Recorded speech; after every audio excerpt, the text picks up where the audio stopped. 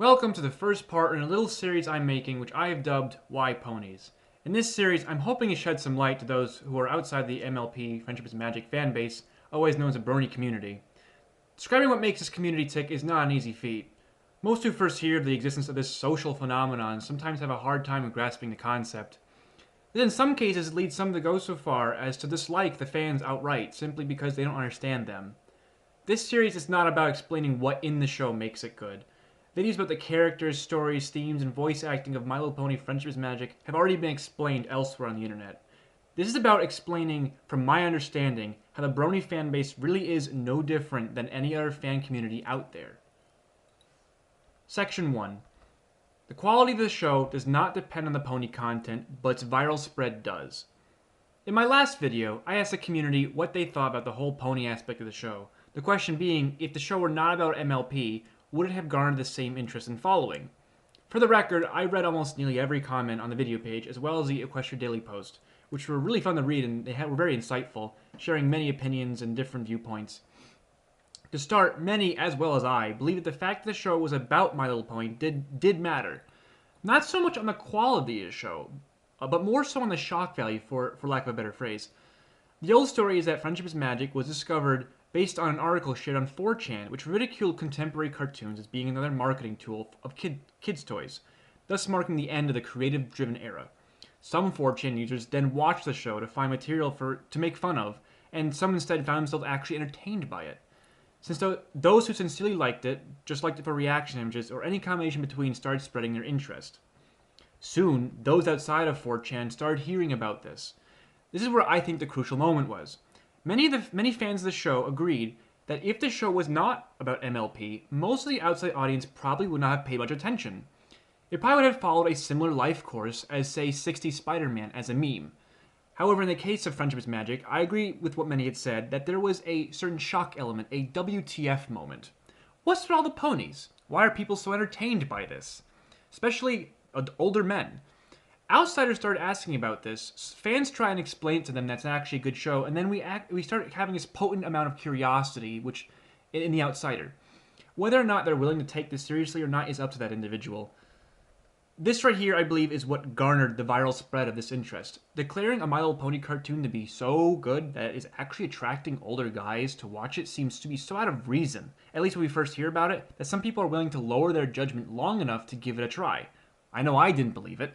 It pained me to even type in the title in the YouTube search bar exactly a year ago. I bet many of you got here based on a similar series of events. So the pony content itself, I feel, definitely played a large part in the viral spread of the show's popularity. Are there some of you still stuck on the fact the show is about little candy-colored horses? Well, many fans and comments agreed the show, regardless of the context, would probably have been equally as good if it was about something else. From a broad picture, the show hardly relies on the horse content as a plot device. Ignoring horse mythology such as the ability of flight and magic, actual horse references in the show are limited mainly to puns and names. Everything else is fairly interchangeable with other content involving sentient beings, fictional or not. Section 2. The animation team are veterans of their field and know how to make a good show. They would have made a good show regardless of its content. From a development standpoint, the show could not have been in better hands. Lauren Faust was at the head of development, known by many for working on previously successful shows. With her combined with the veteran team of storyboard writers, animators, voice actors, and musicians, there's little doubt in this group's talent to produce high-quality entertainment. We're talking about a development crew who has worked on Dexter's Lab, Ed, Edd n Eddy, Johnny Bravo, and many other popular shows. What has occurred here is literally the perfect storm of a development crew. Bear with me for an analogy based on my crazy interest in war history. The P-51 Mustang in World War II has been accredited by some as being the perfect fighter plane in existence when converting comparisons to other wartime eras. What made the aircraft so formidable was its diverse development team. Companies who worked on earlier models of good but not perfect planes came together to create the best superplane they could. We're talking about teams who made the Spitfire, Corsair, P-40, and P-47. This was the perfect storm of development individuals. Their end product was the P-51, a plane which could outfly, outrun, outclimb, outmaneuver, and outdistance nearly every other fighter in the air at the time. What Friendship is Magic has is very similar. We have veteran staff doing what they know best, and they know how to do it right. I'm by no means saying Friendship is Magic is the perfection of cartoons, but it's one of the really good ones out there right now. Personally, I'd give anything to see Megas XLR get a third season. or even Invader Zim. There's so many great cartoons out there that didn't live long enough. What it comes down to is to who is making the subject in question. Take, for instance, the Transformers series and its remake into a live-action movie. Many fans of the 80s Transformers series were probably excited to see their mechanical heroes come to the big screen live action for the first time, like me. However, a contingent of Transformers fans, including myself, felt that the movies weren't very true to being a Transformers story.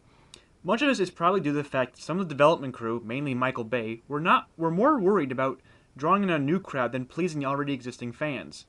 Sources claim that Michael admits that he wasn't even a fan of the series until after starting the movie.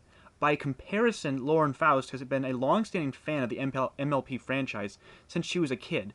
Her DeviantArt page is named after her favorite character, after all.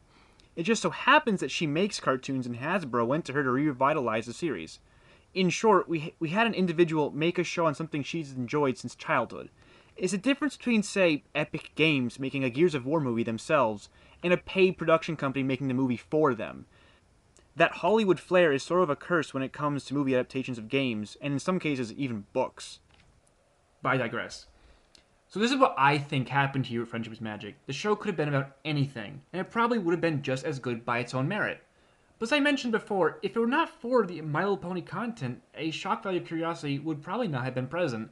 The hypothetical other show, created by the same development team, would most likely have a decently sized fan base, like those who follow the Avatar saga, or even SpongeBob. Things of high quality tend to attract people because it does the job right, and in this case, entertain. So this now leads to a new question. Why are fans of Friendship is Magic so loyal, enthusiastic, and inspired? There are other really good shows out there, but you don't see such a following on such a level. Why do you think Bronies exist as a standout fan base centered around a cartoon? Some animes have large fan bases, but such a following is rare in Western animation. Tell me what you think in the comments. Once again, I'm Wheels. Stay tuned for next episode, and thanks for watching.